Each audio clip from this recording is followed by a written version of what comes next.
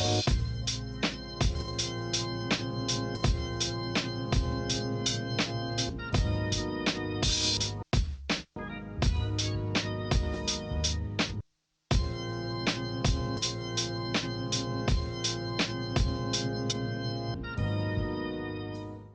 am currently recording Wannabes episode 16. Will and I didn't even talk before this. We're going to get all this pre-camera stuff on mic because it's been 2 weeks. We're going to have so much to talk about. I don't want to miss a goddamn thing.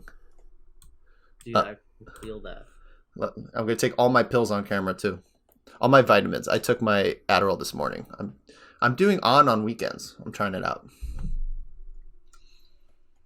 Yeah. I just pick the days because sometimes I need to be.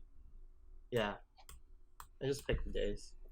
I think I tried last weekend off, and I don't think it was that bad. I just, that Saturday I did virtually nothing, and it was, I don't know.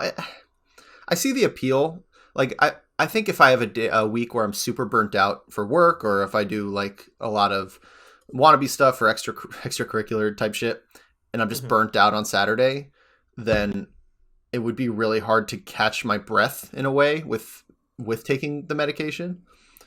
And so I think that's going to be like, all right, let me just not do anything today, completely resign and be okay with that. But this weekend, I had some energy still, so I figured I'd just kind of keep the streak. My sleep's going okay, so I don't need to catch up. It's not affecting my sleep. Actually, a lot of the side effects went down for me. That's good. Yeah, after that coffee bet recently, right? Like, you're feeling okay from that? Yeah, I definitely need to be very cognizant of having coffee and Adderall. I feel that, yeah. But I think where I'm at, because I'm at 15 milligrams XR, which is fairly low. And I, 2 weeks in, I feel a little less of that like initial boost. And then last week I got just a shit headache at like 4 o'clock that didn't go away until I went to sleep. Yeah. So then the next day I'm like, let me just try a cup of coffee in the morning, like I used to, and here's the other thing, which I'm actually trying to be a little more open about, smoking weed as well. Just a little bit of like a bowl in the morning. And dude, it's definitely something to look out for because it's amazing. It's like a holy trifecta, but it's also interesting. Like at that point I'm literally high, Yeah. So that's a good thing to observe, though. Yeah, got to be careful because that's like almost I don't want to say abuse territory, but kind of gray area, Yeah, that makes sense. I think that like, found it finally.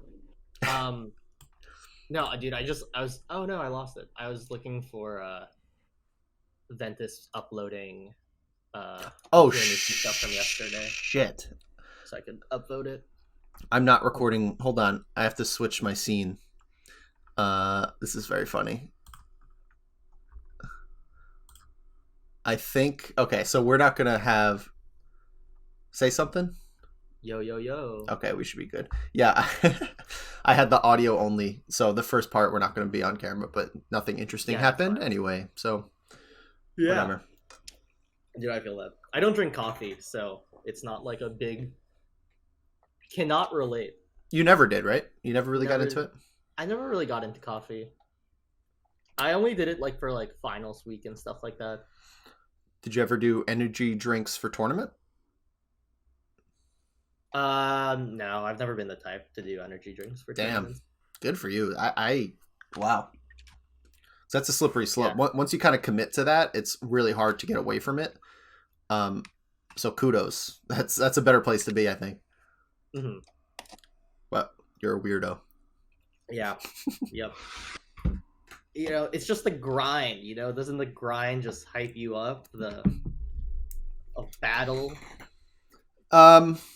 Yeah, I think sometimes like I actually read into nicotine recently. Not that I want to get into nicotine, but Mm-hmm. you know, researching Adderall a lot, and it's just constantly on my mind. So I'm like, first, you know, what's the caffeine, and then it's like, oh, nicotine and Adderall is kind of something people like to do a lot, you know, Yeah. and it's an interesting thing where, because we all know a bunch of guys that go to tournaments. Get a War Machine comes to mind as someone who's Yeah. like constantly talking about vaping during sets.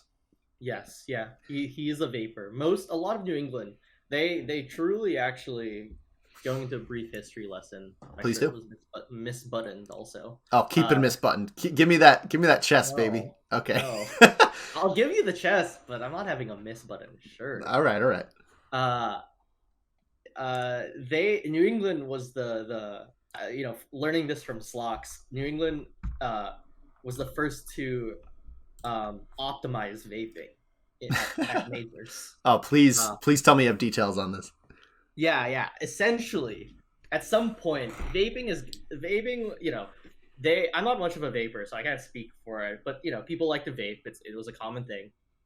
But eventually, the battery runs out, right? And what are you supposed to do? Well, from New England, I don't know if it was Get a War Machine or someone whoever theorized that you could charge the vape through the Wii Oh God, USB port I knew this to is the going. point where I remember Slocks like we were like like I hopped on his setup at some at something, maybe it was like a hog or something, and he had to play tournament. He goes like GG's, reaches over the Wii, pulls out the vape, takes a puff, and leaves, and I was just like, what? That's the funniest shit ever. Yeah, Slocks definitely was a big vapor. A lot of people are, A lot of and people are. and Yeah. to give credit, first off, way better than cigarettes. I mean, I'm not going to knock anyone for smoking cigarettes; they're hard to kick, but vaping is definitely a healthy alternative. But nicotine, there's a ton of research into it where it makes you sharper. Anyone who smokes is going to know exactly what I'm going to get into, but it makes like your handwriting better. Like it's been studied that it can make your handwriting better. Like motor functions improve, so text skill improves.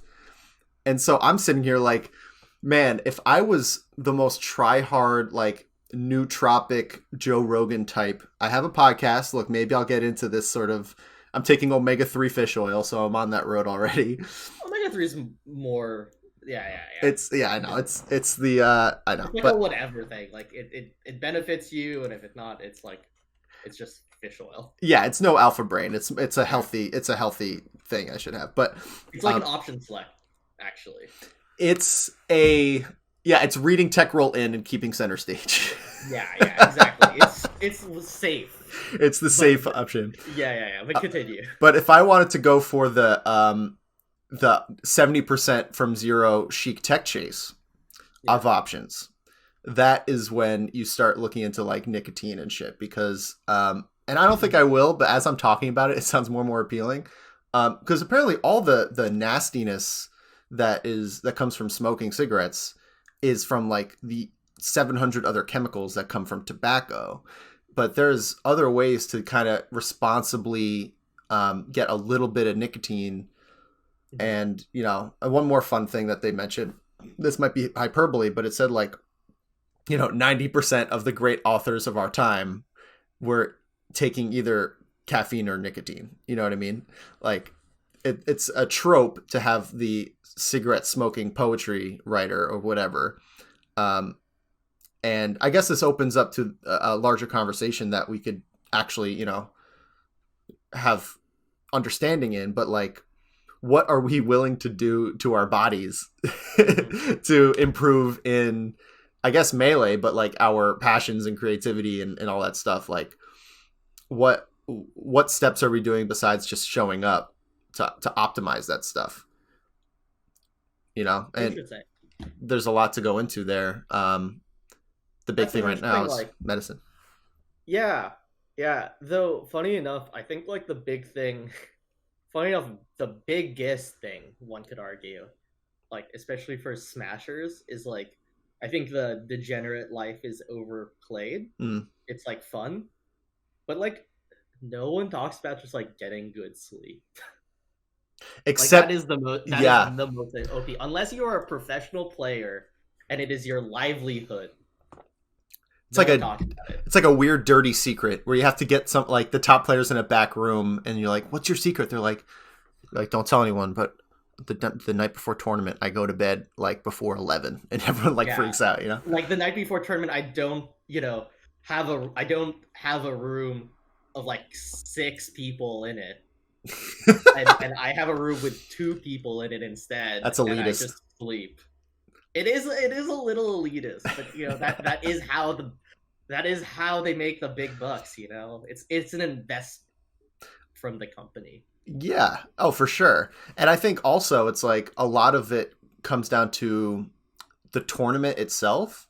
And me and you, we always like to talk about like macro things, like macro health, Yeah, because, you know, especially now, but I think in general, there's only so much you could do a few days before showtime or the day of that's like going to really pick it up. Of course, it's important to have like a routine and yes, to get sleep the night before. But I think what's uber underrated is like a general sleep schedule that's not completely bonkers or, yeah, I like agree with that. not just having a juice the day of the tournament, but like, maybe once or twice a week trying to get some sort of healthy green shake, shit like that. Yeah, yeah. I think the preparation for tournament. I think that's the weird thing about netplay that I've been thinking about recently. It's like there's no build up to a tournament anymore. You just walk into your room, your PC's already on, Yeah.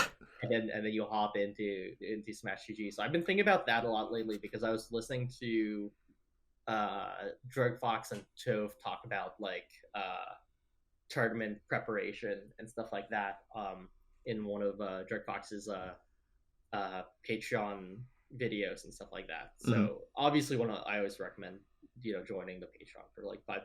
But really interesting one point is like the amount of preparation that goes in. Like for some players, like they match their sleep schedule based on the time zone difference in preparation for a bracket, or Mm. that they one of the coolest ones I think is Drug Fox mentioned that when he was a dual main of Sheik and Marth on FD, uh, he would only warm up his Marth for 10 games at the very beginning of the day because the thought behind it was he is never gonna go in with a warm Marth.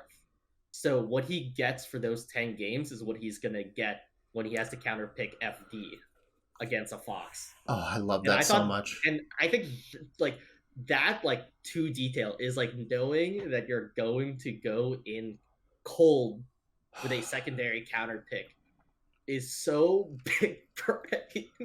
And yet his Martha was so good thinking that it was going cold.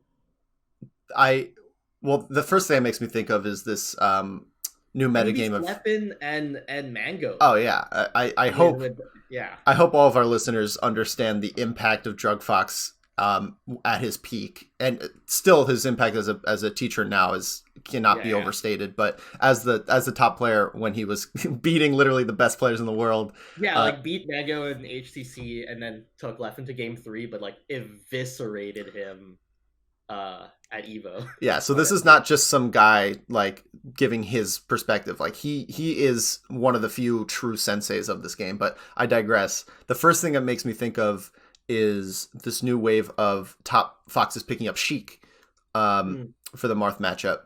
And I think that is, that could be extracted.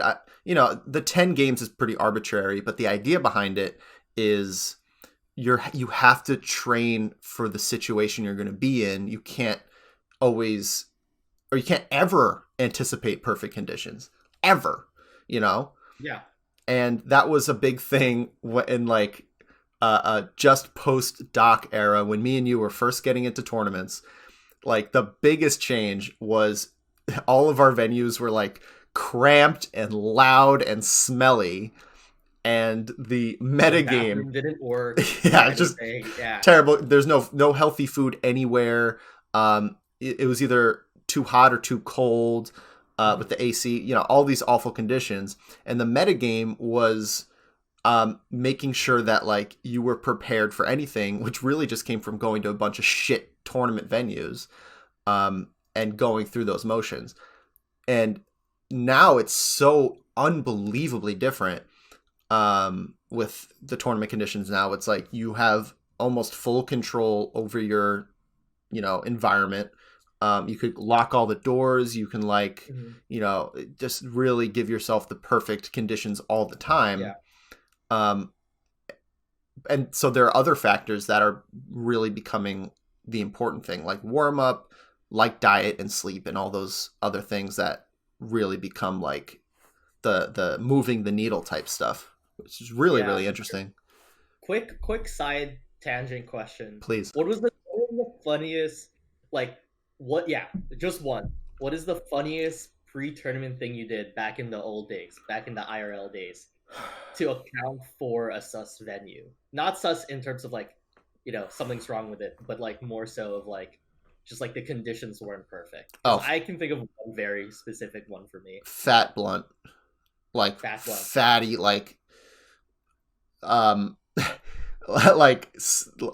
there was a stretch of time where I played optimally if I was stoned off of my gourd, and that was really a way. It helped me kind of get into the flow. Who knows if it actually was optimal? Probably not, but it was just every tournament. I'm thinking the Syracuse beatdowns, Oh wow, a lot throwback. Yeah, sometimes you'd get a setup that was on the corner and there was plenty of space behind you so no one bumped into you. And sometimes you got the little 9-inch princess TV in the back corner where all the wires were, and you had to you know what I mean? So yeah. I had to account by that by just getting stoned as fuck.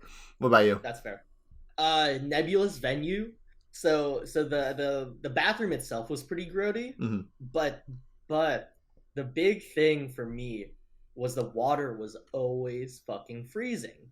Yeah. And you would be I'm about to play Big Kid, a puff player, or I'm about to play someone, and then you go to the bathroom and you want to wash your hands, but then you ice your hands essentially through this brick water. Yeah. Right? Gross. And so I think at one point I just started bringing hand wipes.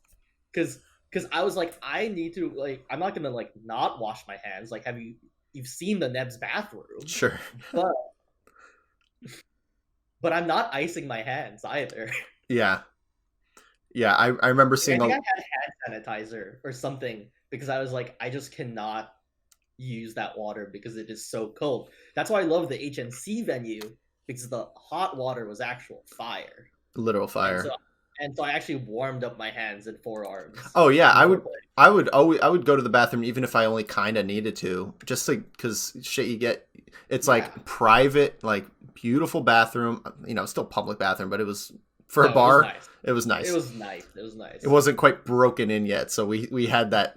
That great early. You didn't have the gamer stank in it. Not sometimes, but not always.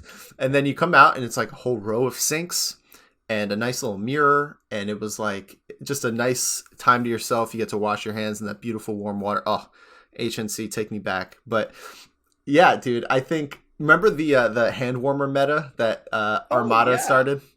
I had an electronic hand warmer that also could charge a phone battery, and Jeremy Red Squirrel just made fun of me about it because he's wait, so you have a battery charger, an external battery that's just broken. And I'm what? And he goes, yeah, it's just broken. It just overheats and then substantially warms up your hands. And I'm no, it serves both purposes. He's no, it's just a broken charger that they remarketed it as it also warms up your hands.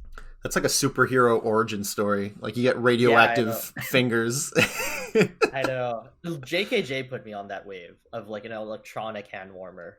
He was definitely on the wave. He was an early controller modder. So yeah, he was on that optimize 2014, 2015 style. Yeah. Well, remember his grip tape controller? Yeah, oh man, how can you not remember nutty. That was nutty. I remember holding it once, and I looked at him. I'm you just ruined my own controller for me. I thought I loved it. I just couldn't put in the work to do it. No, it's a goofy looking thing, but it was holding a cloud. It was amazing. Yeah, it was non-slip too. You get sweaty. It just the tape absorbs the The sweat. sweat makes you stronger. So funny. Oh gosh, dude, we haven't even started the episode. We kind of did. I mean, shit. I think Kind I of did. said. Did I say episode 16? I think I did right off the You rip. did. You did. Yeah, no. But this is funny. This is a pretty low key. Oh man, trip down memory lane. Well, I have so much I want to talk about.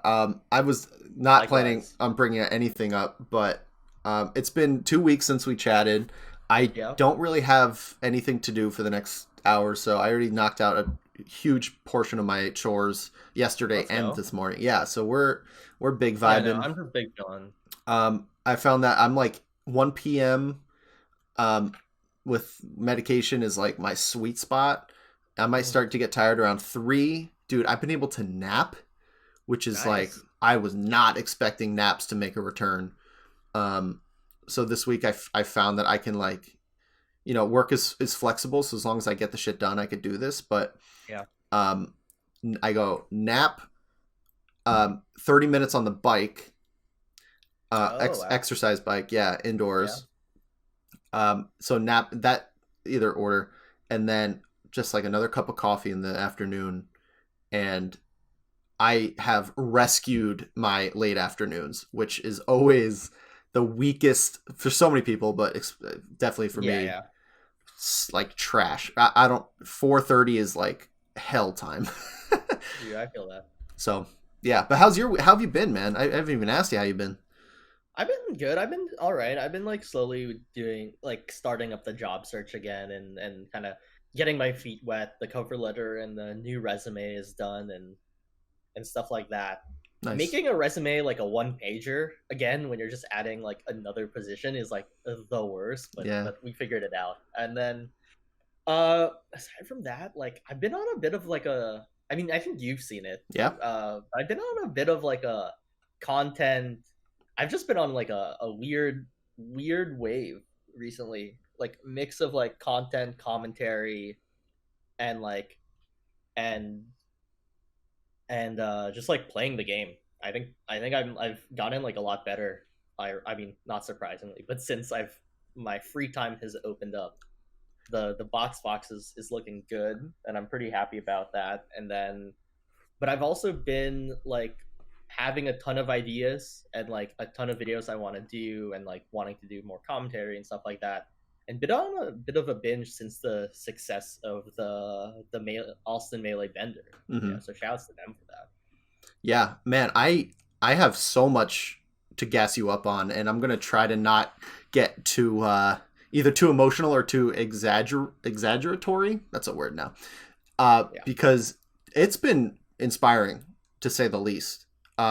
Because you took a shit situation, and I think we talked about this last time we talked because it was still very fresh, and you were like you kind of hit the ground running pretty well, but you've kept it up in a way that's like it's the most impressive thing is that it doesn't seem, I could be wrong, it doesn't seem like a drive that's built in anything negative. It's not like it doesn't feel like a desperation thing. It feels like a release, like from a cocoon almost, that you're like, finally I have the time and I'm not burdened by this other thing that you're not passionate about, and carrying that, at least in the stuff you're making, it's really coming across. And that is always, I'm projecting a bit of my own insecurity, but if I were in your shoes, I feel like I would be a little more desperate. I would be like, and it's really awesome to see you kind of step into this with that same core identity of like doing it because it's exciting and fun and you love it. And that's rubbing off. That's what inspired, Justin and I to do that thing, mostly because like you already had the content out there. And so the idea more lended itself to what you had. And then I was like, you know what? Let's just do it for Will. Let's make it for him. That was one of the sweetest things ever. Honestly, that was so sweet. It's because you made it very easy for us. I mean, the quotes were already out there and the combos were already out there. So that's fair. Yeah. You know what I mean? So it's almost like uh, but yeah, so like shit like that is, been rubbing off on a lot of people that are watching you, and why it's very appealing to see the stuff you're coming out with. It's just rooted in like that genuine love for the game and for the grind and for like trying new things and improving at them. So I'm really fucking proud of you, man. It's been really cool. Good for you. Dude, thanks. Yeah. I like the aw, thanks. Yeah. Yeah, no, I mean, making content has been fun. I'm trying to think if I want to get down the slippery slope of making lists, because I think once you start making list videos, Yeah. there's no way back. Yeah, they're too popular. They're too popular, but I have some brilliant ideas. I was talking with some other Fox mates about it, and he brought up a good point where it's like, yeah, like I think the concept's a good idea actually. It's just like this titling might be better because melee players have literally baby shit attention. Yeah. And I'm like, you're right. Like maybe I should just do some list stuff and stuff like that.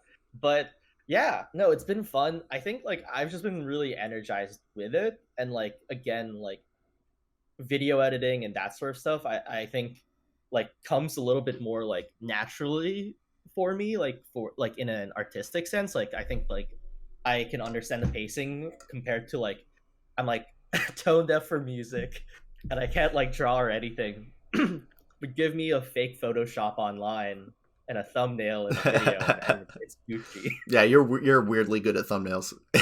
Weirdly good. Dude, I'm looking.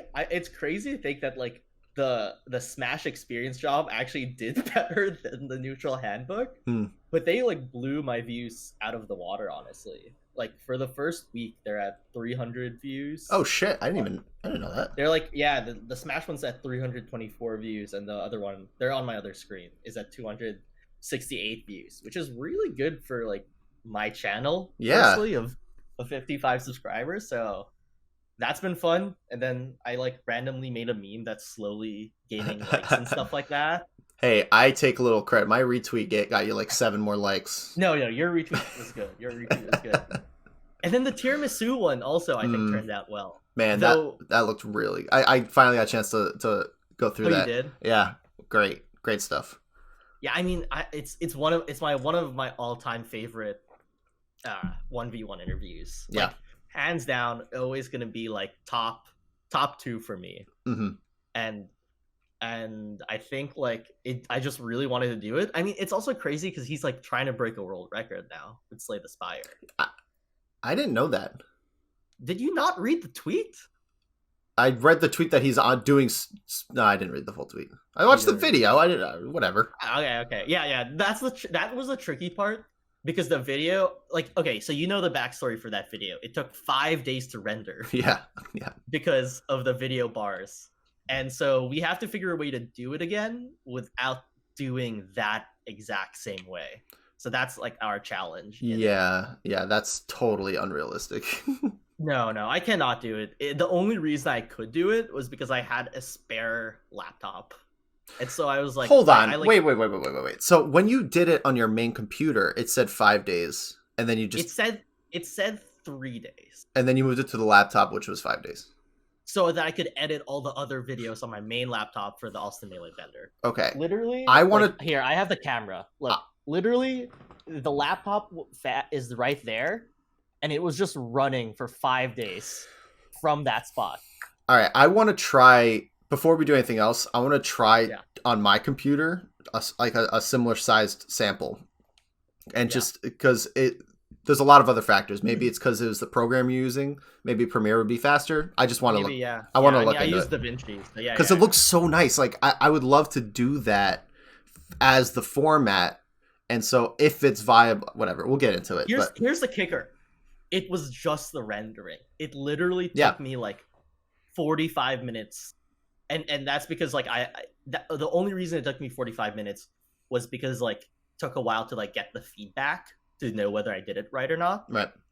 But it really would only take like 30 minutes tops to actually set everything up if you have all the clips set up. Yeah. That's the ridiculous part. So yeah, maybe Premiere might be better for it. But Yeah, no, it did well, but essentially what the tweet said was, let me pull it up Hmm. because I don't want to mess it up. Because so he's been streaming a lot lately, only because um he needs to record it if he ever does break the world record, Yep, right? for VOD's sake.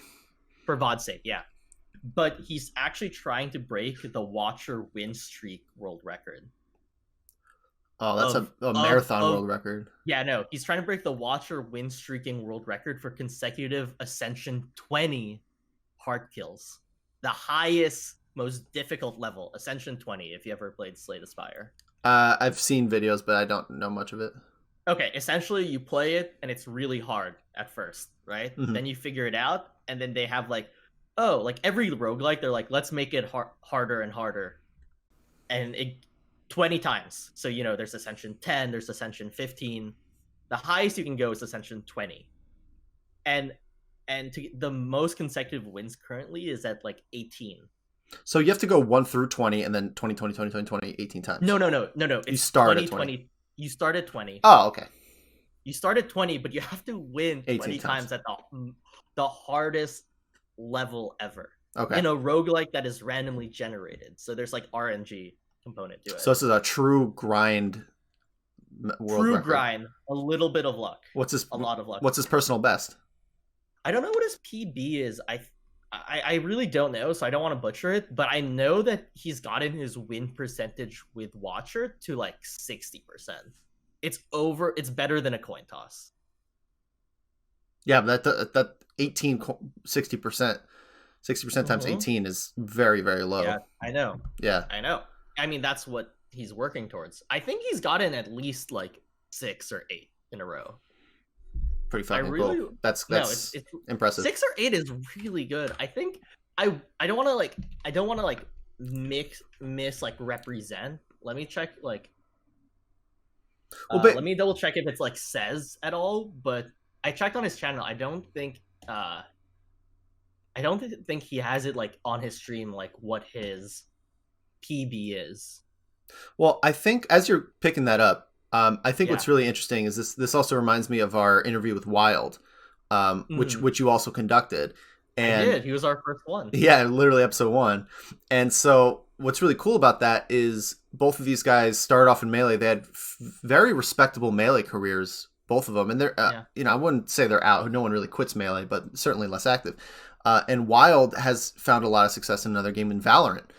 First Fortnite and then Valorant. And so a lot of the concepts we talk about, and one of my favorite things about our 1v1s is that we talk like high concept. We talk like evergreen type of stuff. And so what you released, even though we recorded it 2 years ago. Yeah, it was 2019. Yeah. It was August of 2019. Yeah, so almost 2 years ago. There's still the stuff that he believes in, and shit, if I was recorded 2 years ago and someone just popped up on my timeline like a highlights thing, I would be ecstatic. I would be like, oh shit, what the hell, what did I believe in back then? It's almost like reading an old journal entry, but it's an audiobook, you know, it's and a best of. So I think that's sort of stuff is so exciting, and I hope that I can join you on this type of content as just a way to gift it to these people who gave us their time back then, and you know, we could compare it to what they're doing now. Did you find the tweet, by the way? No, I mean, I don't know if you know Tiramisu as well. Yeah, he likes to keep to himself a little bit and stuff like that, you know. So even in the 1v1 interview, he said that usually, like, even when he gets like a big Melee result, like a win over Lint or Slox, like, he just tells his family, you know, he doesn't need to like tweet it out and stuff like that. So I don't see him have like a tracker on his like stream. So you know, that's pending. You know, we don't know, but I know that he's like, he like every time I check, he has like at least 100 views on Twitch. Oh wow! Like he like is part of that community now, and like is like garnering it, and like has like people he's like theorizing like, oh, I should have picked this card instead. Like it's really fun to watch his streams. I'm his Slay the Spire coach also, so that's why. All right, what? Yeah, I'm his coach. Yeah, I'm sure. Okay. No. His mentality coach. So Okay. it started because I'm like, it started you don't play that game as much as he does. He's coach. no. No, it started because before he started trying to break this world record, he every 6 months he would do something fun with his friends, which is a 24-hour stream. He'd pick a character and his friends would pick a character, and they would actually do Ascension 1 to Ascension 20. And they would see if they could do it within 24 hours. I've caught wind of these streams before. Yeah. 6 and months. It's fun. Cool. Yeah. So at one point, like he wanted a break, and I called, I called in and stuff like that. I gave him a pep talk, and so we have this running joke now that I'm his coach. Gotcha. And stuff like that. That's fun. But he from there he's gotten the bug and was like, instead of going 1 through 20, let's make it all 20. Wait, what? Oh, all 20. I gotcha. So yeah, just, like all Ascension 20. I mean, no ramp up, just straight to the hard stuff. Straight to the hard stuff, 20 times. Damn. Yeah. I think if we did the 1v1 highlight interview, the one thing I would love, and I just didn't do it for this one because of how long the rendering took. I just wanted to get the video out at that point. Right. Was a great video though. Still, without it, this is just kind of to improve upon it. Mm-hmm. I would love like an update video, like a yes. Hey, we're doing this highlight video. Like you are now like if we did one for, Fuego for Wilde, right? I would love to get a few words or something of like his journey now and stuff like that. I think that would be cool. I think it's like an epilogue essentially. Yeah. It's exactly like an epilogue actually. It is an epilogue. It is an epilogue, yeah. It's tricky. I think there's this and I hope I don't get too ranty here, but I think there's this. People love your rant, so it's fine. Oh, they're the best. But I think there's a weird, almost fetishization.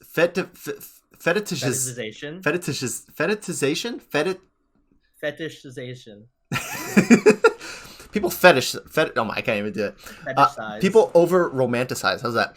All right, that works. Narratives in the melee scene, and on one hand, like there's so much to love, and that's kind of what brought us in. 5 gods, every player has their own narrative. That's what kind of gives our 1v1s any meaning at all, is allowing players to build their narrative. And I guess what epilogue makes me think of is like the end. It's like this is the final, and this is why I don't want to get too ranty. I'm being very nitpicky here, but I guess it's almost more of like maybe it is an epilogue because you could have multiple books, right? You could have a chapter 1 epilogue or a volume 1 epilogue, volume 2 epilogue.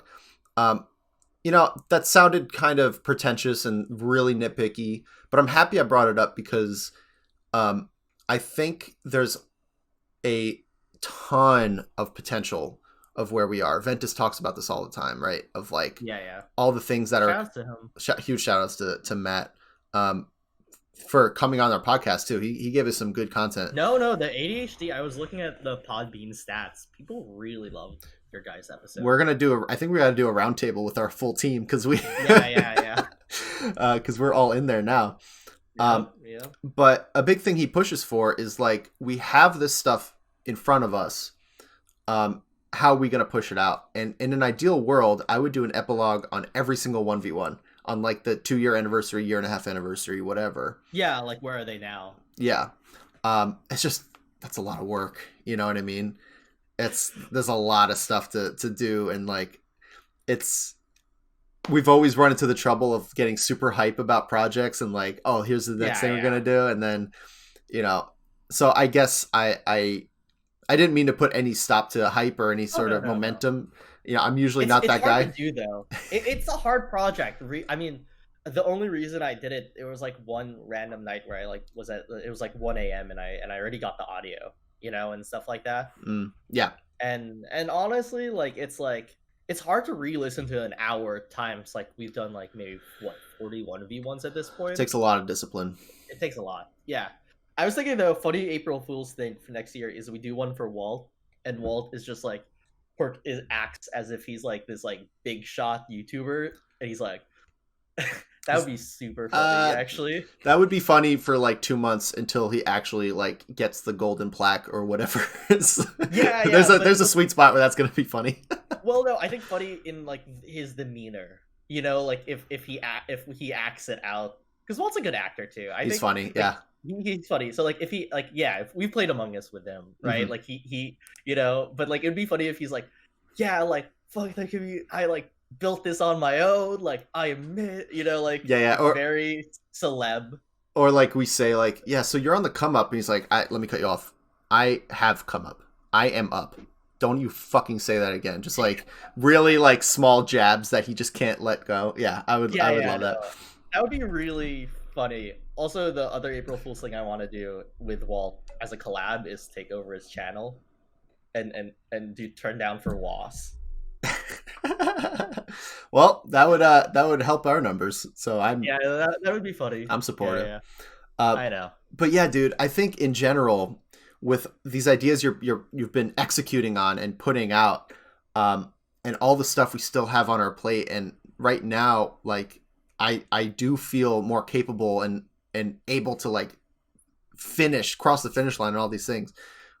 We're in a really cool position in the summer of 2021 to like, it almost feels similar to when we first started doing the 1v1s, because Yeah. we had already had a nice groove with our podcast and we were like really enjoying it, and we were like, oh, this has legs, like we're gonna do this for a while, and we could like add that next thing, and then we did, and that was then that part of it also took off. This feels like we are both in a position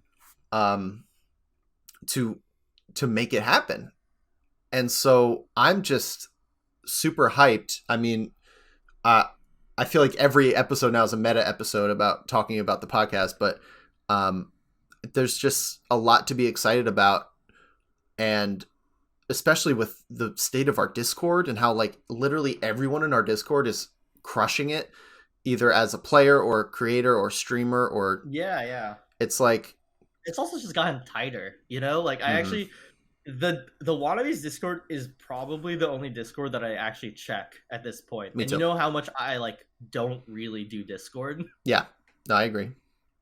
It's the only one where I'm like, oh, I wonder how Cypher's doing. I wonder how Kemor's doing. I wonder how like, Doodle or S'more is doing. It's one of those things. Or Andre, shouts to all of them. Honestly. Yeah. No, it's I think the Discord is like the only Discord channel I'm in that I literally check every message. I'm like, dude, Yeah, right. there's sometimes it's like some nonsense going on. I don't want to miss anyone. I don't want to miss anyone either. Big Yeah, shout outs Mo's to too. Mo's. Big shout outs to Mo's. So yeah, and I think one realization that this is something we are 42 minutes in, and this is the first topic I came to talk about. So let's. Okay. Wow. Uh, it's something I've been really thinking about a lot, and it's almost been like this kind of epiphany of how important collaboration is to me, and I guess to artists in general, but like how essential it is to me to it's the only reason this podcast has been going, is that it's a collaboration with me and you, and that is indicative of like a bigger pattern that I have of like, if I'm working with someone else, I am way more motivated to finish it. I am way more excited to brainstorm. It takes less for me to get out of bed and like start the thing. And if something is done just for myself, I'm really, I tend to kind of drop it. I tend to just be like, you know what, it's not that important. Like, what am I really getting out of this? Like, I can live. I'm doing fine without like this video being released or made. And why the thing with Doodle gave me so much joy is like, even if I only had, I'd be giving myself 20% credit there, which I think is fair. Like, just that was like, fuck yeah. Like I had a piece of this, and there's a world where that is the sustainable thing, where I don't need to do everything on my own. I don't need to like conceptualize execute, finish, publish, and then go on Twitter and tweet about it. I don't need to cover all that Mm-hmm. because, you know, there's a lot of other people that I enjoy working with and enjoy working with me. Yeah. And that's just something I'm going to keep trying to remind myself that, like, you know, if I have an idea that, you know, maybe I'm juggling too many projects, but I have this idea that I think is really cool. I can hit someone up and be like, dude, you want to work with me on this? And if not, then we'll pass. But if so, then we have just another opportunity to bring something really cool to the table. Yeah. That's just been a big thing on my mind lately. Yeah, no, I agree. I think I've been yeah, I agree with that. I think I've been also debating it's been on my mind as well because I want to do collabs for a lot of ideas because I just don't have the time to do all of them. Mm-hmm. And so I'm trying to pick and choose which collab, like which ideas I want to do for my channel and which ones I want to bring in other people and stuff like that. So I think that's like that's a tough thing about it. Like I think the footsie, like for example, the footsie's guidebook is a really good one. Like I want to like live on my channel unless like someone big hits me up about it, which Sure. I don't think so. But you know, like that's gonna live on the Wassabi channel. But like another one that I think is really good, I just need to figure out how to do it. Is it's funny enough. I want to do a music related video about Melee because the one thing from playing the box, I know. The one thing since I'm playing the box is that like I can actually hit inputs too early. Like that's a big adjustment that I have to do because like you just physically cannot do it on the GameCube controller, right? So the idea of rhythm is really big. And Brian F, who is one of our only non-melee player 1v1s, right? Professional Street Fighter player and streamer, made a video a while back, like 6 months ago, called Rhythm in Fighting Games. And it was really a really cool video where someone actually did like the Marvel Infinite and they but using the like a beats machine. I don't know what they're called. Yeah. And actually did it and it sounded fire. And then other people like did like training mode, like, oh, this is how you execute a combo, but like instead of like arrows for, you know, like DDR, it shows it as like button inputs, but it's same like DDR like input.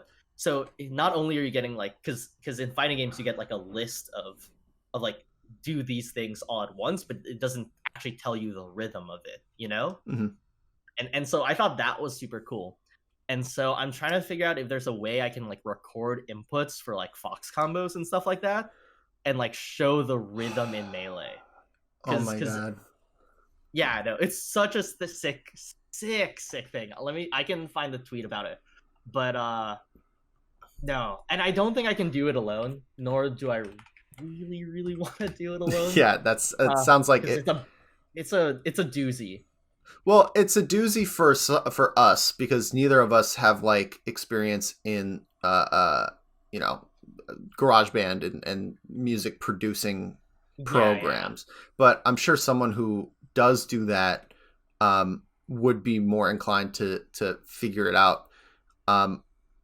I think that's super cool. I imagine creating a song like a minute long song that the beat is literally, my thing would be Shine Out of Shield turnaround grab and like making it optimal because it's like bum, bum, you know what I mean? Like it would. Yeah. And so or like imagine Wave Shine, it's like you know, something like that. Yeah, like this is what it sounds like if you press buttons optimally and if you wait a long enough time, or a like hack stashing or like ledge options with Shino stalling would be pretty interesting. Yeah. Panos did something similar actually. Panos put a tweet a few months ago with like different tempos of based around music theory, but Panos is a big brain musician, right? He's an actual musician, right? With the sax, but that was super cool, showing like Falcon's like combos with some music in the background centered around music theory. I didn't understand it, but it was cool. I'll send that to you later. But dude, you gotta check this tweet out. It's super fire. Let me screen share it with you, and then maybe you can edit it on the YouTube. Oh boy, you giving me more work. All right, let's see. Okay, let's see. Share screen. If you Okay, just are share you screen, familiar? I don't have to do any editing. Oh shit, dude, you fucked it up. Yeah. Oh man. Oh no. All right, What? the overlay is gonna be. I'm just gonna have no overlay for this part. Yeah. Who cares? Who cares? Who cares? Okay, are you familiar with the Iron Man Infinite in Marvel? Nope. It's like a famous infinite that someone like it's a meme, but it's actually a true combo. But anyway, here it is.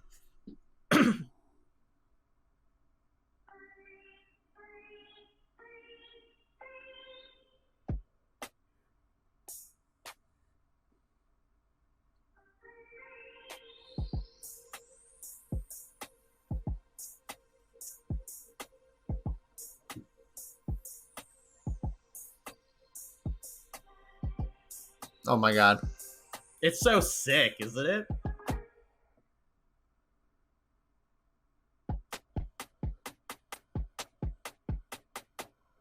I love that. So sick. That's gonna actually. All right, so for our listeners, pretty much it was just a combo where the notes were the direction. I'm gonna close the stream. Yeah, okay. So Yeah. the notes gave the direction, and then the beat was the inputs, like the light jab, medium, whatever he needed to do. Yeah, light punch, medium punch. Yeah, exactly. Yeah. And so that was just like a cheeky little combo that, because it's so rhythmic, it just gives you that. So Melee obviously is like, because of the way defense works, it's going to be a different format. But I think the general idea of making a song based off the inputs is super free. Like that's definitely going to be a good idea. Well, someone's done that already, right? Like someone has made beats using a GameCube controller. Yes. I remember seeing it live in Big House. Yes. This idea is They slightly haven't done different though. combos. Yes. Right. So the combos, like I think Wave Shining Peach across the stage, Yeah. you know, like that in training mode is doable, and then the turnaround. So it would just kind of like have that kind of Yeah. that'd be sweet.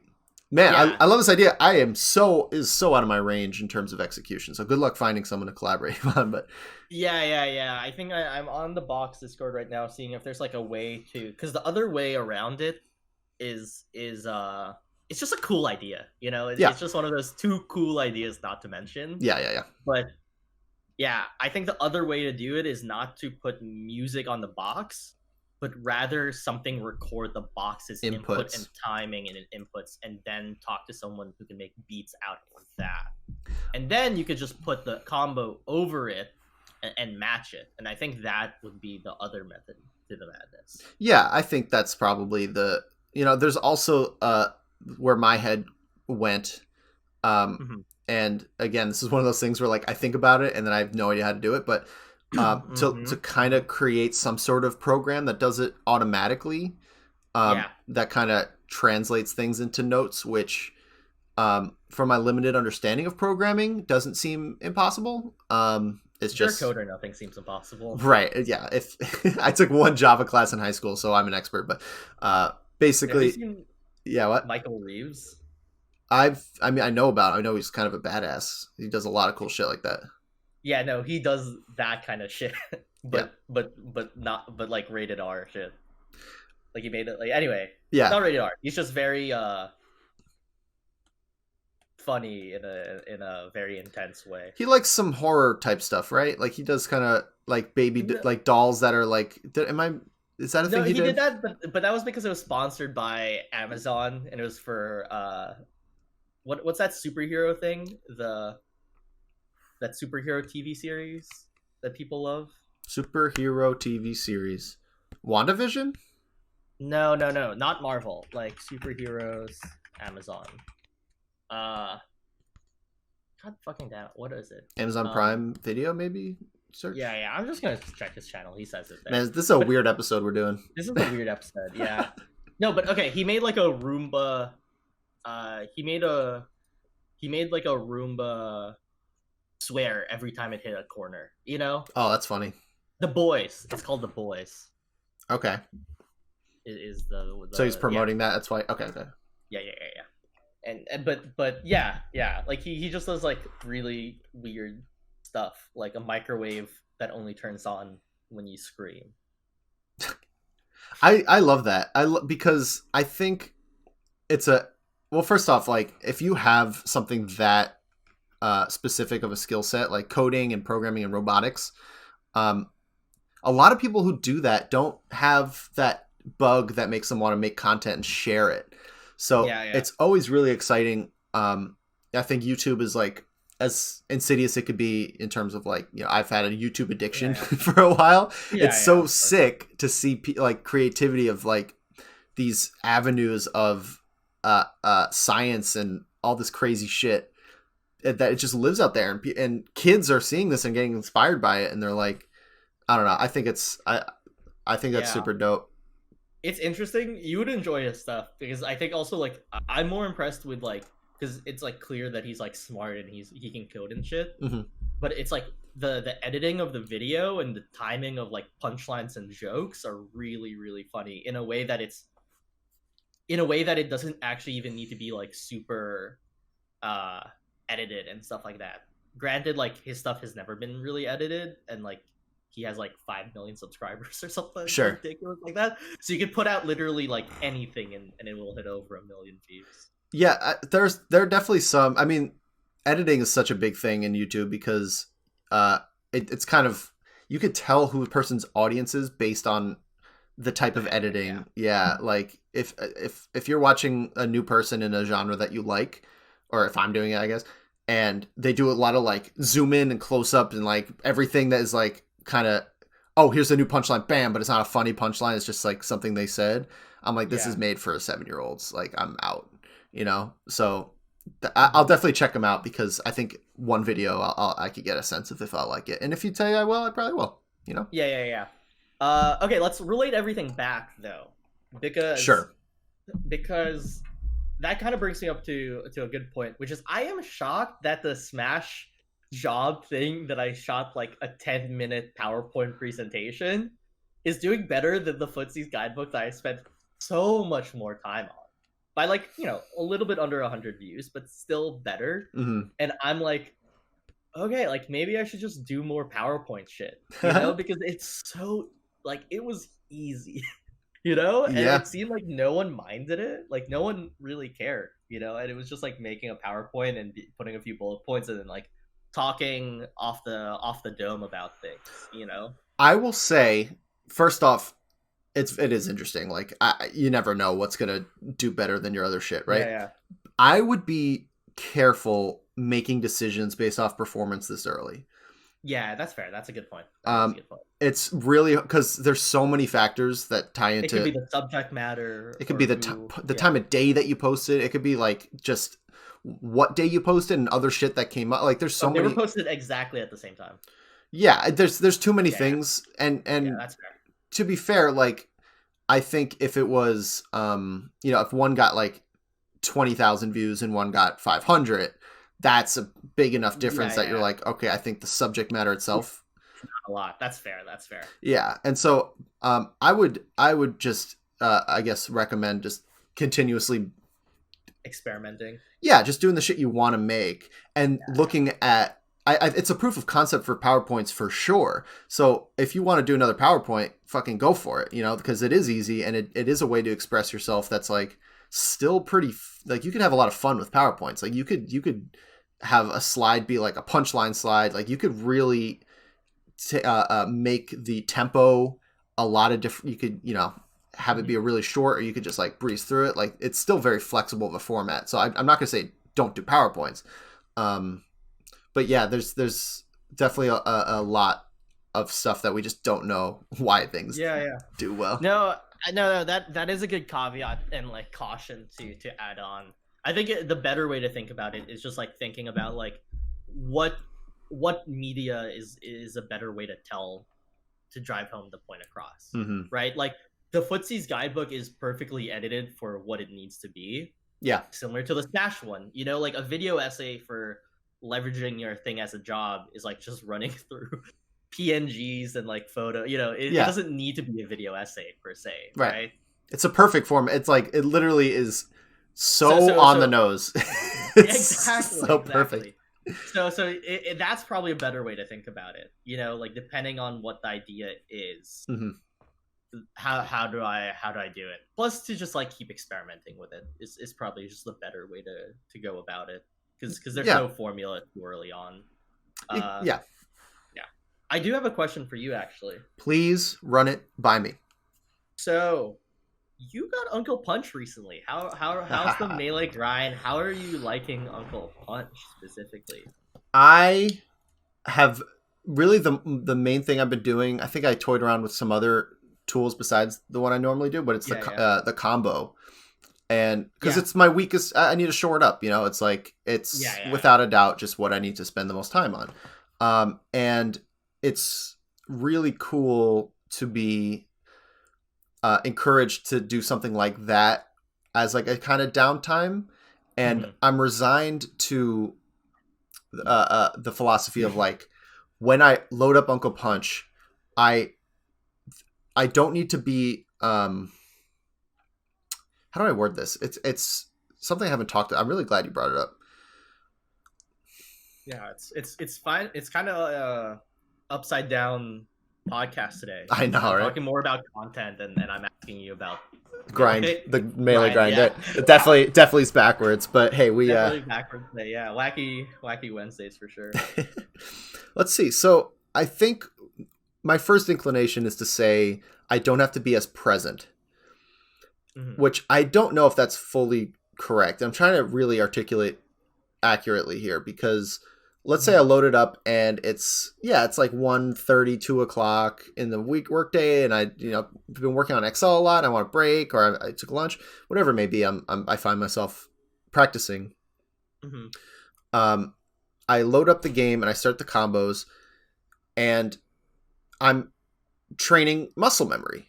That's all it is, right? And so I guess it's not being it's executive function, which is something I've been thinking about a lot too. I love this concept that you've talked about before, where it's pretty much like, how much willpower are you putting into your thoughts? And so if I'm, I could listen to a comedy podcast that I like, or I could listen to music while I'm grinding on Uncle Punch. Yeah. And it's still very valuable practice, because it's just, it's getting my hands comfortable on the controller. It's tight inputs of I've been mostly doing spacey, just tech chases pretty much. Oh, that type, yeah. On both platforms, and like I guess FD a little bit, but just trying to make sure I'm getting the grabs at the end of tech rolls away, and still covering technical, like these little things that I see the micro improvements over the course of a week, and I'm going to keep doing it. I'm realizing, like, I guess I'm still trying to figure out how present I need to be for this to make it really helpful, because yes, there's value in just kind of loading it up and getting my eyesight on it, and like making sure the inputs are there, and learning through the the mistakes and how often I'm missing it. But also it has to be better if I put on some background music, if anything, and really zone in and try to like grind hard. The problem is like, I don't know if I can dedicate that energy towards it. Like I am enjoying it so far because I'm seeing improvement through using it as a break. And as I'm exploring this idea out loud, maybe it's a good idea to just combine both, right? So like some days I'm very focused, and then the break actually comes afterwards with like meditation or a nap or just some sort of stimulus cool down. And then other times I get to kind of use that time itself as the cool down, and I'm just putting in inputs and, exercising other parts of my brain a little less intensely, as a break from work or whatever. So that's kind of where I'm at with Uncle Punch. It's something I'm not surprised that it's taken this long, because it's mostly because I'm taking Adderall that I enjoy it at all. Yeah, of course. But it's infinitely better than unranked. I don't know if I'm gonna probably ever play unranked, like unless it's like 9 p.m. and I'm drinking and streaming and shit. Like that has its place as a fun little like secondaries fuck around, but oh yeah, for sure, it's a secondary fuck around. yeah, but Uncle Punch is like, okay, this is the goods for solo practice. So yeah, I'm sure I answered your question. Yeah, I know. It's interesting. No, I agree. I think you can. I think it's just like knowing what you're doing is probably like the best way to go about it. Is because like I listen to like, you know, Pokemon people opening cards while practicing Uncle Punch sometimes. Mm-hmm. It just depends on what I'm doing. Like if it's like muscle memory, just making sure I got the timings and movement, like that's supposed to live in your muscles, not in your head. So it's like not really that matter. But if it's like a new combo or like a new combo route or like something that I actually need to like pay attention for, like I'll pause the video and do that for like 10 minutes and then I'll put the video or podcast back on, So like I don't need to think about wave shining Sheik or Falcon or anything like that. I right. think, but I do need to be there and present when I'm like hitting Fox and then like, crouching and then reacting to a regular get up versus a roll versus a roll behind and dashing out of crouch and stuff like that. Right. So it really depends, I think, like, but also like practicing bread and butter combos is like not a bad thing. I think like, yeah. Now for my rant, I don't think actually you need to practice like a ton of new things, honestly, with Uncle Punch. It's like more about just like getting the consistency done. Like most of a lot of my practice, per obviously listening to like the Drug Box Patreon and stuff like that, like actually a lot of it is like just going through like basic movement stuff, like like adjusting to like up throwing Falcon versus up throwing Puff. Sometimes I'll set Falcon up at 30% and then I will up throw up smash him. And I do that for a few times and I quickly switch to Puff and I'm like, oh right, like I have to jump out faster because like of the weight difference of the character, right? Or like running past Marth, wave dash back, then wave shine up smash or whatever. Like, so I think it depends on like the combos you're trying to do and stuff like that. But like going over just bread and butter basics is like also just like super powerful because that's what you're hitting most of the time anyway. Yeah, I liken it to kind of a really good way of sharpening your knives. Yeah, no, it's just sharpening. Yeah, but and what's great about it is it can sharpen almost your entire array. And if it doesn't cover it yet, it's being updated so that soon it will, and that's the real appeal, is that because Melee can be broken down into so many little tiny things, having a tool that lets you just grind out that micro situation and put your 10 minutes in a week in, back airing from ledge, which is the next thing I'm going to grind out. Yeah. I don't know actually how to set that up. Oh, dude, you do right on the arrow key and there's some Armada Shine Spike training. Oh, I've done that for a while. That was fun, but that's not what I mean. I mean back airing from ledge. Back airing for ledge. There's a save. You can set up a save state, which is the wave that I've been on. We'll do that after. I would love for you to show me that. Yeah. But yeah, I think that's kind of where I'm at, and it really kind of coincides well with where I'm at in the journey of becoming a good player. Is that like,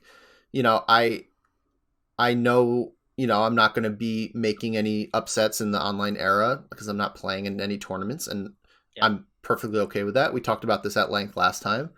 But, I'm still unable to shake that everlasting tick bite of wanting to be a good player. It's just, it hasn't left my body yet. And, I have to deal with that. So, putting half hour in and trying to just hit my 20-30 minutes a day, but make it more deliberate Uncle Punch practice. And then obviously if I want to play more, I play more. Coinciding with making sure I'm hitting some direct melee, some good players from time to time and getting those sessions in. That's the optimal week for me. I don't need to be entering right now, and there's still a lot of growth and maintenance that can be done in that sort of easygoing long-term approach. Yeah. So yeah, I think Uncle Punch is just something that it's just very funny that I haven't given it the chance, up until this point. But to be Mhm. fair, before I was doing 20XX when we were doing IRL stuff. Yeah, So yeah, yeah. yeah, I wasn't completely off the solo practice train. It's just, man, what do they say? I'm getting Uncle Punched out of my mind. Yeah, yeah. Not I quite, think that's but what the kids say. yeah, that's what the kids like to throw out there. But it's a good combo. Direct Slippy and Uncle Punch. It's like this is No, no, it's great. what like actually besides minor improvements to both of those. I guess ranked online would be pretty cool, but that's also kind of toxic. So I don't know if No, I think rank online's gonna be good. think I so. think for a few reasons. I think that like it makes so it will lead to people. So there's a few things from the actual like player standpoint. It will make it so that you don't have to and Slippy's Fizzy's a smart guy. He's gonna have a rematch making. I mean, there's already a rematch making system built into Slippy, Mm-hmm. so Yeah. like you can find someone good or be like, hey, I'm looking for like a Falco player. I almost had like a Street Fighter character, but like I'm looking for a Jigglypuff or whatever, and then you find them and then you rematch or ask them if they want to play. But it will lead to a lot more like discoverability of players, Mm. Yeah. Yeah. and Yeah. like right now, if you are new and you are good and you're just like getting good to the point where you can kind of like start taking like local players and PR players, like that sort of level, there's a bridge where you need to like find a Discord so that you can play people and then like build yourself up from there. But rank will kind of just like let people get good. It's similar to Anther's Ladder, right? The original net play. It just let people find out other people who are good. So I think the discoverability is going to be good. And then from a content side, it's just like, you know, like it's just gonna be fun, like watching people like move up from rank and stuff like that. And Yeah. then also like then that leads to videos that you see in like Street Fighter or other games where it's like this is why you're stuck in bronze, or this is why like 5 things to get out of silver. There's a lot more content to come out of that, and it makes streams more interesting because beating up on someone unranked, unless you're like fucking Nun or Moki, is not fun.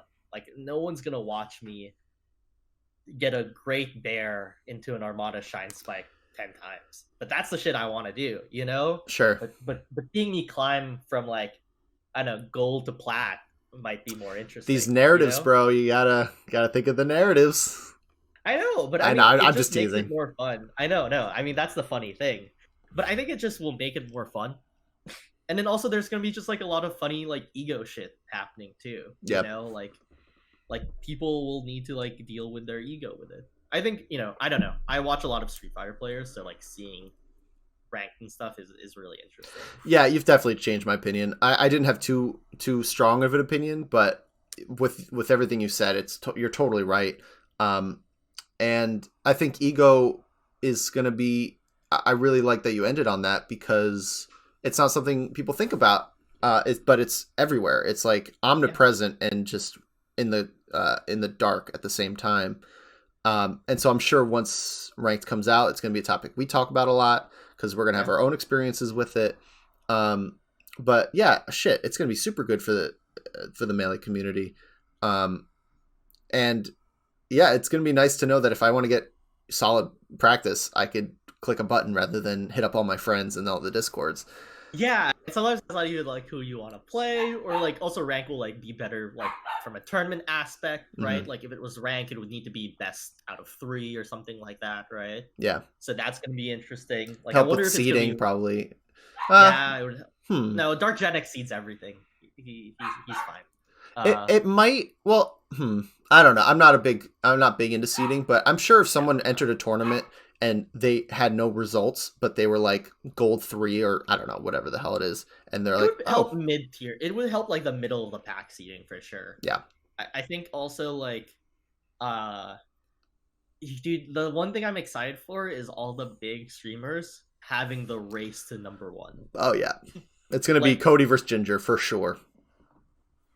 I think Mango wants it. Mango's mentioned that Has it he? would be super hype. Yeah, I mean that's where I got the insight from. He's like, yeah, like the race to like be the best on rank is gonna be fucking sick. I mean, like, come on, like that's just content for days. You know, like it's That's just true. like when Ginger Kirby got #1 on Anther's Ladder. Right. But Okay, like, Mango in the race. can you imagine like Mango, Zane, Cody, Ginger? My bet's still Ginger on it. Funny enough, because I think it's like at a certain point it just becomes the amount of hours you put in. Yeah, it's not But about peak performance at all. it's not about peak performance at all. But like that's a fun like race. It's like an arms race, you know. Hmm. And when has Melee ever had like an arms race?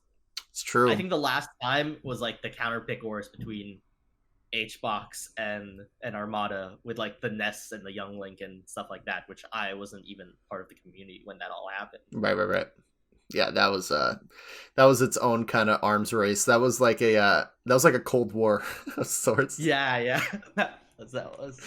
Yeah, but yeah, dude, I think where we are now and shit with in ranked and like just getting better at melee has so many different avenues, which is really exciting. And getting involved in the melee scene, if you're not, you know, either I'm thinking Cypher here, right? Because he's a Killing really it. he's killing it, right? He's getting so many uploads, so many good episodes, so many great guests, and doing the interviews really well. I mean, he's gonna love the shout out. He's always listening. Yeah. That guy. He's got ears everywhere. Yeah. So you know, but it's really cool to see that you know he doesn't even have internet, so he can't play. No, I know. It's all done from his car, which is crazy. I know it's bonkers. And so getting involved in the scene has other avenues besides just playing. And so right now it's almost like this kind of buffet of options where, you know, like even look at us, right? Like we, you know, at any point in time we go back and we change what's on our plate and we, you know, sit down again. We're constantly shifting around where our priorities are when it comes to melee and like what we want to focus on day to day, even with content and podcasting and blah, blah, blah, blah, blah. So yeah, I just think I'm just going to take another second to be really grateful. And if you don't mind, transition into kind of my last topic.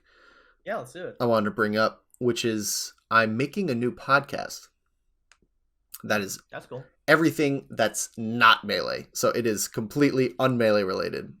Cool. And I will reveal the title in time. It's not for any reason other than Ending. Yeah, I just want to have a little more done before I start saying the title of it, but I'm comfortable with the progress now to kind of bring it up and just say like it's pretty cool to have that other outlet for, you know, it's still similar things on my mind in terms of like creativity and productivity and, you know, happiness, but also you know, I want to make people laugh. Like I have that in me that's like hard to find avenues for. And I'm thinking like, man, fuck making a ton of YouTube videos. I don't like the editing process. I think it's just a little too much for what I'm. It's a grind. Yeah. It's a grind, right? And I'd rather spend that time writing and just getting that written piece into a microphone. And guess what? You're done editing. You know what I mean? Like in a podcast, that's all you need. We can't all be Walt and edit an hour documentary. Yeah, exactly. So once I had the realization that like I can still kind of feed that part that I've been ignoring for a while in a way that I'm already comfortable doing, that's very, very simple. It's not even half of a video in terms of editing effort. It's like a quarter. It's so much easier. It is. And with those restrictions, there's almost more creativity that could come out of it. There's more options. I'm like treating it like a radio show. There's like micro bits that I'm throwing in, like 20-second things. I'm using this a lot more and making music and scrapping some of it and keeping some of it. And I'm really excited to share it. Once I have maybe 2 episodes done, I'll release the first one. But yeah, it's just been something that I've now found the energy and the willpower to start making. It's been a lot of fun. That's super exciting. I'm super excited for you on that. Thanks, brother. I'm still gonna interview people too, but yeah, no, of course. My first idea is to take what I've been doing for work and man, work has been its own adventure. I don't. Well, maybe we'll get into it next time, or maybe we'll just keep talking because we're vibing. But Yeah. I keep talking too much now. Anyway, but taking my business development like sales approach of having a worksheet and making it structured of like, okay, who are the targets, and then what do the outreaches look like, and templated emails and blah blah blah. Yeah, yeah. And applying that to different types of people I'm interested in like talking to and learning from, that spans everything that's not melee. Yeah. So my first thing is like, what if I just made a list of 100 like comedy TV show writers, and I sent them all like a DM on Twitter or LinkedIn or whatever, and had like 2 follow-ups to just, and gave a similar approach to how we get people for the Wannabes, of just getting in their DMs and asking nicely if they'd like to talk to us. And just talk to a bunch of people about how they get started in a career I want to do. And with the pretense, and well, not even a pretense, it's like for a podcast. And just like do that. Like that's the show, like Yeah. that is an idea. I think it's pretty cool. Yeah, no, it is. It's going to take work. I mean, shit, getting the list and all that stuff. But I think if I'm, keeping myself healthy and making sure I'm getting energy back and I'm not overdoing it, and I'm allowing it to be a long-term horizon type of timeline, I think something like that could be really cool, because once I get tired of talking to those people, I could, talk to young psychiatrists, young therapists who are just starting their careers, and saying like, what did you learn? Like, what are you excited to get into? And, what do you think you need to learn? Like all these things, there's so many interesting people out there that, you just flatter them a little bit. You say like, I want to learn from you. And it's a numbers game. You just roll the dice enough, and that's something that, again, back to Cypher, he's inspired me, because no one knew who he was when he started that podcast. You're pulling the Cypher. I'm pulling a Cypher, bro. Like you're pulling a Cypher. You just put the work in. You just like step up and say your intentions and take a lot of no's, and eventually, and with him it was pretty quick. You're snagging people that have a lot to say and are really awesome guests. So yeah, that's where I'm at. I think it has a lot of potential. It's still early, so I want to hold myself accountable to follow through and really craft this up. I'm recruiting Justin Doodle Dudester to make the logo for me, because he crushed it on your logo. Yeah, the Wasabi Sabi logo is fire. So I'm like, bro, I don't know if we can money match for it, but I'll commission you. And so yeah, it's kind of a re-energizing, exciting new thing that I could do. And I won't be limited. I could go on rants without being like, how does this tie into Super Smash Brothers? Yeah. And go back to Doodle, absolutely crushed the logo, right? He's the man. Yeah, super. I love the logo. Now you can see why I was so try hard for the on the day. Yeah, I'll still tease you about that, but it's understandable. I know. You can absolutely tease me about it as well. It's totally fine. But yeah, dude, that's super exciting. I'm super excited to see what it is, and if it's a Doodle logo, dude, that's gonna be hype as well. Yeah. So I would say let's say it, right. Let's say when the first episode's gonna come out. Okay, yeah. Let's end it on that. Let's say that, and then May 1st. May 1st. Let's go. I will release it on May 1st. This is me committing to it. It's very doable to have 2 episodes and get the first one out by then. That's what's up. That's what's up, May 1st. Let's go. Yes, sir. All right. What a way to end it. The last thing we have is Kenmore asked us, what do you think of this song? Are we going to play a song? I don't think we could get it on the recording. Oh, maybe I can. Hold up. You might be able to. It's interesting. Not my vibe per se. All right, hold on. Not my vibe per se. All right, we're going to press play at the same time. Ready? Yeah. 3, 2, 1. Oh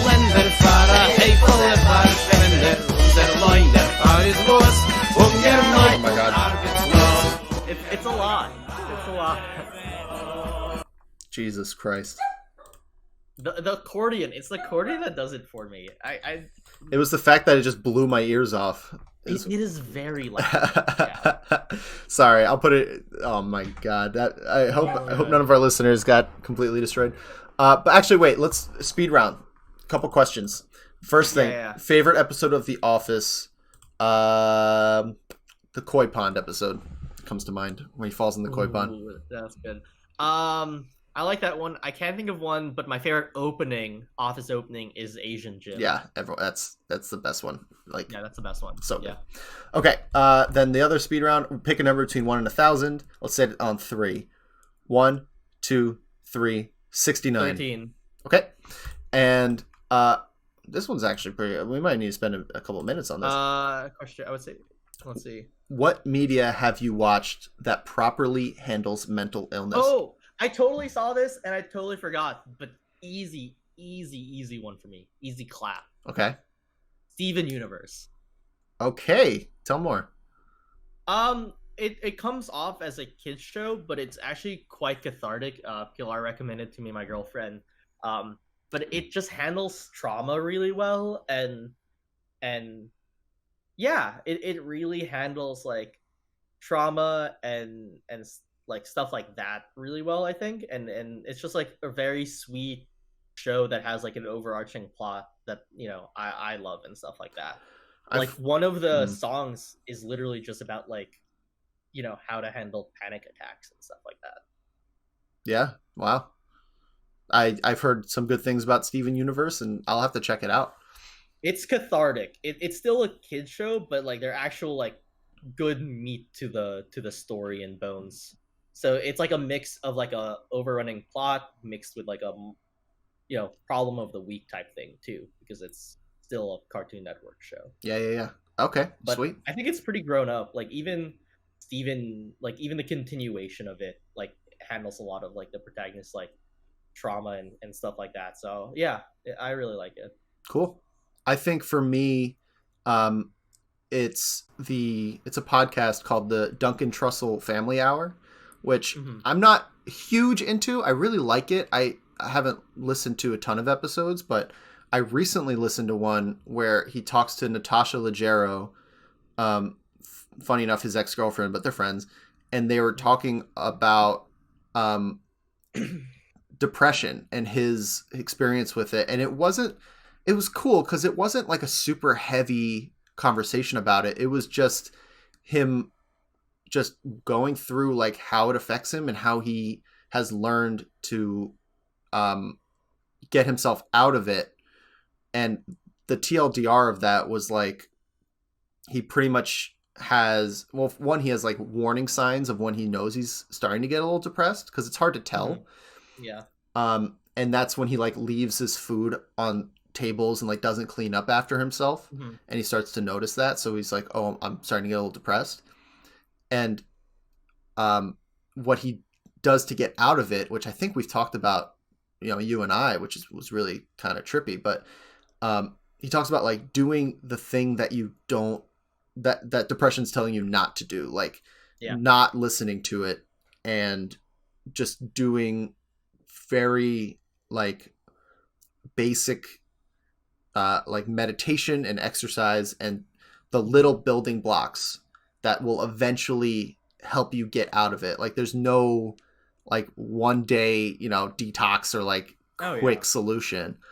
And it was an hour-long episode, and they talked about that sort of thing because Natasha had her own experience, and they talked about raising a family in the pandemic. Like all these things were just, it felt so genuine. Like, oh, this is just a conversation about a human thing rather than like, you know, everyone sit down. We're going to talk about the D word. That, you know, it might have been when we were all less accustomed to it and it was less stigmatized. So I just love stuff that kind of plainly just people that we respect talking about their struggles. Yeah, I agree with that. I'll have to check it out and stuff like that. The one last thing I want to mention about Steven Universe also, Mhm. not regarding mental health, but it's a super inclusive show, which is just really refreshing. You know, that inclusivity is so important.